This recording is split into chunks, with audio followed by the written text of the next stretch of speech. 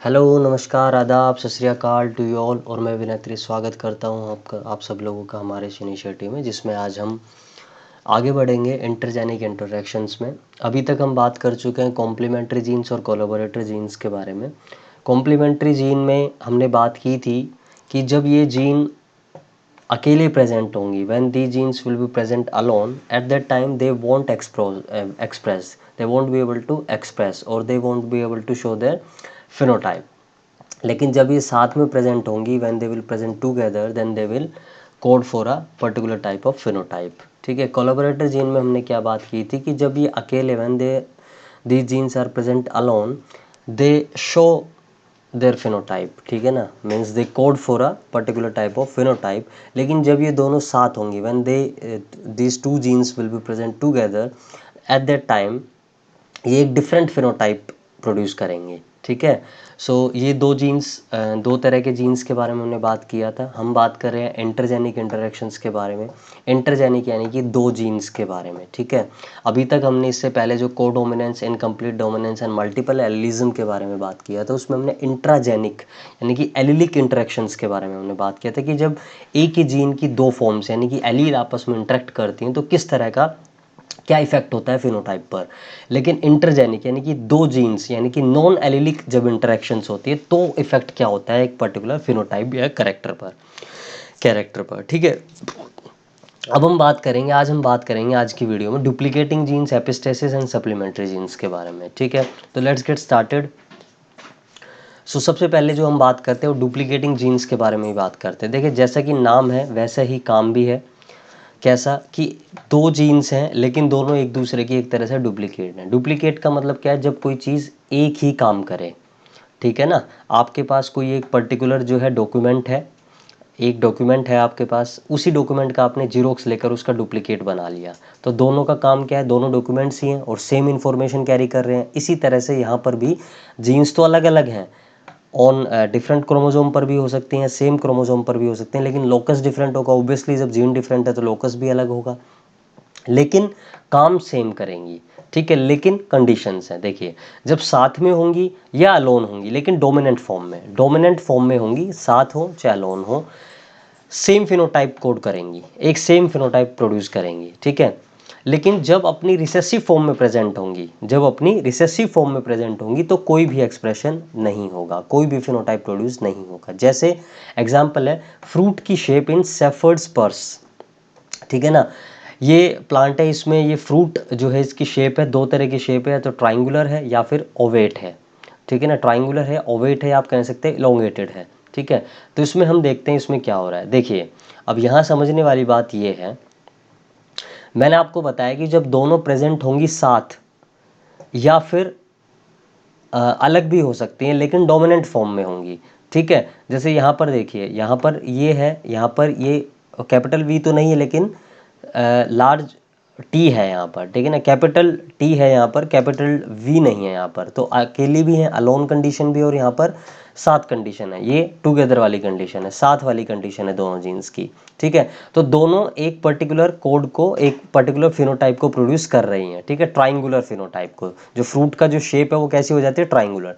लेकिन यहाँ देखिए, जैसे ही अलग हुई वैसे ही जो फिनोटाइप था वो प्रोड्यूस करना बंद कर दिया। कौन सा तरह का फिनोटाइप आ गया, ओवेट जो है फ्रूट हो गया, ये फिनोटाइप आ गया। ठीक है। तो यही हमने बात की कि रिसेसिव फॉर्म में जब होंगी तो एक्सप्रेशन नहीं होगा।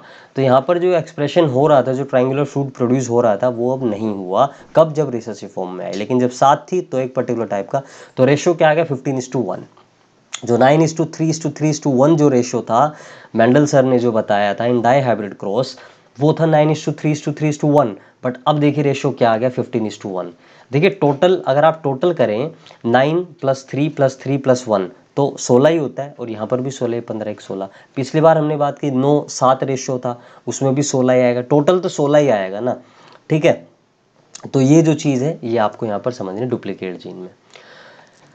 नेक्स्ट है एपिस्टेसिस। एपिस्टेसिस का जनरल अगर हम मीनिंग की बात करें तो उसका मतलब सिटिंग ओवर। सिटिंग ओवर का मतलब अब क्या है यहाँ पर कि एक जीन हम कह सकते हैं, मतलब अगर हम प्रैक्टिकली बात करें, लिटरली बात करें, तो ऐसा नहीं हुआ है कि एक जीन दूसरे जीन पर जाकर बैठ गई है। लोकस तो ऑब्वियसली दोनों का अलग है, लेकिन एक्चुअल में एक चीज़ जब दूसरी जीन पर बैठ जाती है, ठीक है, तो क्या होता है कि पहली जो चीज़ है वो एक तरह से हम कह सकते हैं कि विजिबल नहीं रहती है, नॉट विजिबल हो जाती है। ठीक है, तो यहाँ पर भी ऐसा ही हो रहा है कि जो जीन है, जो जिसके ऊपर ये दूसरी वाली जीन जो है एक तरह से बैठ गई है, तो इसका जो एक्सप्रेशन था इस जीन का, वो क्या हो गया, सप्रेस हो गया। और ये जो जीन है वो क्या कहलाती है अब, डोमिनेंट जीन। और ये जो जीन है जिसका एक्शन सप्रेस हो गया वो हाइपोस्टैटिक जीन। ठीक है, ये जो डोमिनेंट जीन है ये एपिस्टैटिक जीन, और ये जो जीन है जिसको डोमिनेट किया गया है वो हाइपोस्टैटिक जीन। ठीक है, तो यही जीन है, यही मतलब यहाँ पर लिखा होगा कि one gene mask the effect of another gene. एक जीन दूसरे जीन के इफेक्ट को मास्क कर लेती है, जैसे कि हमने एलिलिक इंटरेक्शन में भी देखा था। जैसे कैपिटल टी जो थी वो डोमिनेंट था, और स्मॉल टी जो था वो, जो ड्वार्फ वाला जो करेक्टर था वो कैसा था, रिसेसिव था। ठीक है, तो यहाँ पर वही चीज़ एपिस्टैटिक जीन और हाइपोस्टैटिक जीन है, यानी कि दो जीन्स है, एक एपिस्टैटिक है, एक हाइपोस्टैटिक है।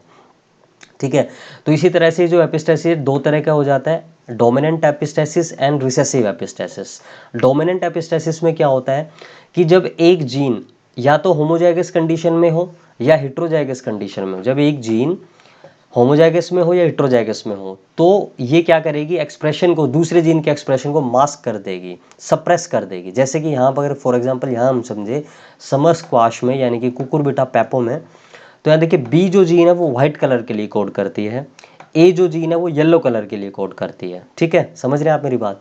लेकिन ये जो बी जीन है यहाँ पर, ये एपिस्टैटिक जीन है। देखिए कैसे, मैंने आपको बताया एपिस्टैटिक जीन वो जीन होगी जो डोमिनेटिंग होगी, और जिसको सप्रेस्ड जो जीन होगी, जिसको सप्रेस किया गया है, वो हाइपोस्टैटिक। तो यहाँ पर ए जो है वो हाइपोस्टैटिक है, बी जो है वो एपिस्टैटिक है। अब देखिए, जैसे ही बी होमोजाइगस कंडीशन में आई तो व्हाइट कलर आ गया, हेट्रोजाइगस कंडीशन में आई तो भी व्हाइट ही कलर आएगा। ए जो जीन है वो येलो के लिए कोड करती है, लेकिन क्योंकि यहाँ पर बी जो जीन है वो कैसी जीन है, एपिस्टैटिक जीन है, तो वो इसके इफेक्ट को, येलो के इफेक्ट को क्या कर देती है, मास्क कर देती है। मास्क करना मतलब कवर करना, एक तरह से हम कह सकते हैं ना। तो यहाँ देखिए आप, लेकिन जैसे ही ये बी जीन एब्सेंट हुई, डोमिनेटिंग फॉर्म में भी नहीं है यहाँ पर, और यहाँ पर देखिए तीनों जगह पर रिसेसिव फॉर्म में है, तभी ये क्या होगा, जो ए जीन है वो अपने आप को एक्सप्रेस कर पाएगी। ठीक है, तो यहाँ पर क्या हो रहा है, एक जो ए जीन है, जो बी जीन है, सॉरी, जो बी जीन है वो ए जीन के इफेक्ट को या एक्सप्रेशन को मास्क कर पा रही है। ठीक है, तो ये क्या है, डोमिनेंट एपिस्टेसिस है, क्योंकि डोमिनेटिंग जीन है वो सप्रेस, तो डोमिनेटिंग स्टेज में है वो एक तरह से। ठीक है, होमोजाइगस हो चाहे हेट्रोजाइगस हो। ठीक है, तो एक जीन डोमिनेटिंग है, एक जीन हाइपोस्टैटिक है। रिसेसिव एपिस्टेसिस में क्या होता है, रिसेसिव एपिस्टेसिस में उससे अपोजिट होता है। यहाँ पर रिसेसिव जो जीन है जब रिसेसिव कंडीशन में होगी, जैसे यहाँ पर अगर हम देखें तो यहाँ पर ई जो जीन है, दो जीन है, ई जीन जो है वो कोड करती है किसके लिए, ब्लैक कलर के लिए, ये कोट कलर इन डॉग। तो आपने लैब्रा डॉग देखे होंगे, तो लैब्रा डॉग के तीन जनरली कलर हमें देखने को मिलते हैं, एक चॉकलेटी कलर का होता है लैब्रा, एक ब्लैक कलर का होता है, और एक ये इस तरह क्रीम या येलो कलर का हम कह सकते हैं, गोल्डन येलो टाइप ये कलर है। तो इन तीन कलर में हमने जनरली लैब्रा जो डॉग है वो देखने को मिलता है। तो तीन जो कलर है ये डेवलप कैसे होते हैं, इस रिसेसिव एपिस्टेसिस के एग्जाम्पल है ये। तो देखिए बायोलॉजी आपके डेली लाइफ में किस तरह से जो है आपसे जो है इंटरेक्ट करती है। ठीक है, तो बायोलॉजी हमारी डेली लाइफ में, इसलिए हम बोलते हैं कि बायोलॉजी बहुत इंटरेस्टिंग सब्जेक्ट है अगर आप उसको अपनी डेली लाइफ के साथ कोरिलेट कर लें। जैसे अगर हम यहाँ देखें तो ये जो समर स्क्वाश है, कुकुरबिटा पेपो, अगर इसके बारे में आप बात करें, यहाँ पर अगर हम बात करें तो ये देखिए ये इस तरह का फ्रूट है।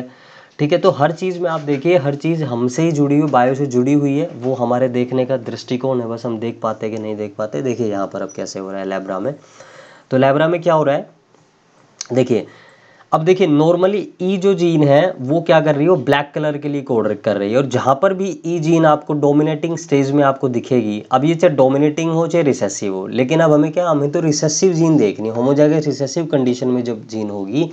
अब देखिए जैसे ही बी जीन रिसेसिव कंडीशन में आए, उसने क्या किया, ई के जीन को जो है, ई के एक्सप्रेशन को सप्रेस कर दिया। ठीक है, तो ये रिसेसिव एपिस्टेसिस हो। तो यहाँ पर कौन सा चॉकलेट कलर आ गया। ठीक है, फिर से आइए, फिर से यहाँ पर आइए, अब यहाँ देखिए, यहाँ पर ई, फिर से यहाँ पर ई जीन रिसेसिव में आ गई। ई जीन जो यहाँ पर ब्लैक कलर के लिए कोड करी थी, कैपिटल ई, यहाँ पर यही ई जीन जो है वो किसके लिए आ गई, वो कैसी फॉर्म में, रिसेसिव फॉर्म में आ गई, तो इसने बी जीन के एक्सप्रेशन को मास्क कर दिया। तो रिसेसिव फॉर्म में जब भी जीन होगी, देखिए आप जहाँ जहाँ आप देखिए रिसेसिव फॉर्म, देखिए आप यहाँ पर रिसेसिव फॉर्म है, कलर चेंज हो गया, यहाँ पर रिसेसिव फॉर्म है, कलर चेंज हो गया, यहाँ रिसेसिव कलर चेंज, यहाँ रिसेसिव कलर चेंज, यहाँ रिसेसिव कलर चेंज। ये फर्क नहीं पड़ रहा है कि यहाँ पर ई जीन डोमिनेटिंग है या बी जीन, ऐसा कुछ भी नहीं है। वहाँ पर तो ये चीज़ थी कि बी जीन डोमिनेटिंग थी, ए जीन हाइपोस्टैटिक जीन थी, ये एपिस्टैटिक जीन थी, ये हाइपोस्टैटिक जीन थी। यहाँ पर तो जब रिसेसिव कंडीशन में ये होगी जीन, चाहे वो ई जीन हो, दोनों जीन में से कोई भी हो, लेकिन जब वो रिसेसिव होमोजाइगस रिसेसिव कंडीशन में होगी तो वो दूसरी जीन के एक्सप्रेशन को मास्क कर देगी। तो इसको हम बोलते हैं रिसेसिव एपिस्टेसिस, क्योंकि रिसेसिव एपिस्टेसिस, रिसेसिव जीन यहाँ पर मास्क कर रही है एक्सप्रेशन को डोमिनेटिंग जीन के, ठीक है। तो यहाँ पर 3 तरह के लेब्रा प्रोड्यूस हो जाते हैं, उनके कोट कलर, ठीक है। फिर आता है सप्लीमेंट्री जीन। सप्लीमेंट्री का मतलब भी एक तरह से क्या होता है, पूरक ही होता है, संपूरक ही होता है, ठीक है, लिटरल जो मीनिंग होता है। तो यहाँ पर भी कुछ इस तरह से ही है। कॉम्प्लीमेंट्री में तो क्या था, कॉम्प्लीमेंट्री में वो अकेली जब थी तो काम ही नहीं कर पा रही, जब साथ आती है तो एक पर्टिकुलर टाइप का फिनोटाइप प्रोड्यूस करती हैं, ठीक है। जैसे कि हमने देखा था कलर में, ठीक है, लथायरस ओडोरटस के फ्लावर कलर में। यहाँ पर क्या हो रहा है, जब एक डोमिनेटिंग जीन है, 2 जीन है, एक one dominant gene express itself, वो अपने आप को आराम से अकेले जब होती है तो एक्सप्रेस करती है, लेकिन दूसरी जो जीन है वो भी है तो डोमिनेंट, लेकिन वो अपने आप को एक्सप्रेस नहीं कर पाती। वो कब एक्सप्रेस कर पाती है, पहली की प्रेजेंस में ही। समझ गया आप मेरी बात? कहने का मतलब है कि पहली जीन एक पर्टिकुलर टाइप का कलर प्रोड्यूस कर रही है, दूसरी जीन कलर प्रोड्यूस नहीं कर रही है। कब? जब वो अकेली है, जब वो अकेली है तब नहीं कर पा रही, लेकिन इसके जैसे ही साथ आएगी तो एक कलर वो प्रोड्यूस करेगी, ठीक है। लेकिन जब दोनों साथ होंगी डोमिनेंट फॉर्म में तो एक डिफरेंट ही फिनोटाइप। नहीं मतलब समझ में आया होगा, कोई बात नहीं है। कोट कलर इन रैट, इसके एग्जांपल से समझते हैं रैट की कोट कलर। अब देखिए, अब यहाँ पहले ही दिखा देता हूँ। देखिए 3 कलर के हमने जनरली रैट आपने देखे होंगे। अगाउटी, ये जो थोड़ा ग्रेइश कलर है, ब्राउनिश कलर है, ये क्या अगाउटी, ये ब्लैक कलर, ये एल्बिनो। एल्बिनो का मतलब बिल्कुल जो वाइट कलर होता है, यहाँ पर कोई पिगमेंट होता ही नहीं है, तो वाइट। अब देखिए यहाँ से समझिए। अब देखिए यहाँ पर 2 जीन है, बी जीन और S gene. B gene code for black colour, S gene code for albino. Albino मतलब वाइट कलर, मतलब वो कोई कलर है ही नहीं वाइट, तो ठीक है ना, हम ये मान के चल रहे हैं। तो जैसे ही हमने ये पेरेंट्स थे, पेरेंट्स का ये जीनोटाइप था, जैसे हमने गैमेट्स बनाए, तो गैमेट्स बनाने के बाद जो हमारे पास पहली F1 जनरेशन आई, उसमें हमें दोनों जीन साथ मिले। देखिए ब्लैक बी जीन जो है वो कोड कर रही है ब्लैक कलर के लिए, लेकिन एस जीन जब अकेली है तो वो कोई कलर कोड नहीं कर पा रही है, ठीक है ना। वाइट कलर तो हम मान नहीं रहे कि कलर है, वाइट तो एक्चुअल में कोई कलर होता ही नहीं है वैसे भी, ठीक है। तो ये बात समझ, लेकिन देखिए यहाँ इस कंडीशन में देखिए, अब जब दोनों जीन साथ आई तो क्या हुआ, अगाउटी कलर आ गया। जब दोनों जीन साथ आई डोमिनेटिंग फॉर्म में तो कौन सा कलर आ गया, अगाउटी। तो मैंने आपको यही तो बताया कि एक डोमिनेट जीन है वो एक्सप्रेस करती है अलोन, जब अकेली होती है, लेकिन दूसरी जीन अकेली एक्सप्रेस नहीं कर पाती है, वो सिर्फ एक्सप्रेस तभी करती है जब वो पहली के साथ में हो। तो पहली के साथ में जब वो डोमिनेट फॉर्म में होंगी, दोनों डोमिनेंट फॉर्म में होंगी मतलब, तो एक डिफरेंट फिनोटाइप प्रोड्यूस करेंगी। ये बात आपको यहाँ से समझ में आ गई होगी अब, कि B gene for black colour, S gene for albino, यानी कि कोई कलर नहीं, कोई एक्सप्रेशन नहीं, ठीक है, तो अकेली एक्सप्रेस नहीं। लेकिन जैसे ही बी के साथ आई अगाउटी, अब F1 जनरेशन में सेल्फिंग करवा दीजिए, गैमेट्स बना लीजिए, पुनेट स्क्वायर बना लीजिए। पुनेट स्क्वायर बनाएंगे तो आपको क्या रेशो है, 9:3:4। कैसे आया आप देखिए यहाँ। देखिए अगाउटी में क्या कंडीशन होनी चाहिए कि दोनों डोमिनेटिंग जीन साथ होनी चाहिए, मतलब डोमिनेंट फॉर्म में दोनों जीन साथ होनी चाहिए। देखिए अगाउटी साथ है, यहाँ पर भी साथ है डोमिनेटिंग फॉर्म में, लेकिन देखिए अगाउटी में साथ है, फिर से साथ है, दे आर टुगेदर। यहाँ देखिए, यहाँ बी जीन तो alone it can express itself, तो it is expressing itself black colour, it is expressing its black colour, ठीक है, ब्लैक फिनोटाइप। लेकिन फिर से दोनों साथ आ गए अगाउटी। फिर यहाँ पर देखिए बी अकेली है लेकिन ब्लैक कलर प्रोड्यूस करेगी, क्योंकि it alone it can express itself. Again agouti because they are together in dominant form. यहाँ देखिए जैसी अकेली आई वैसे ही कोई भी कलर इसने प्रोड्यूस नहीं किया, एल्बिनो रैट आ गया।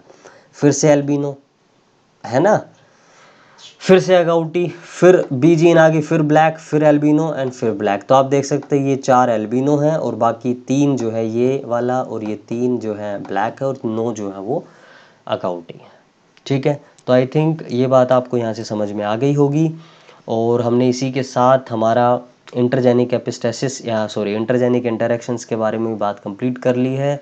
जिसमें हमने इन 5 इंटरैक्शंस के बारे में बात की। सबसे पहली कॉम्प्लीमेंट्री जीन्स के बारे में हमने बात की, जिसमें हमने थायराइड्स और ओडोरेटस फ्लावर के बारे में बात की।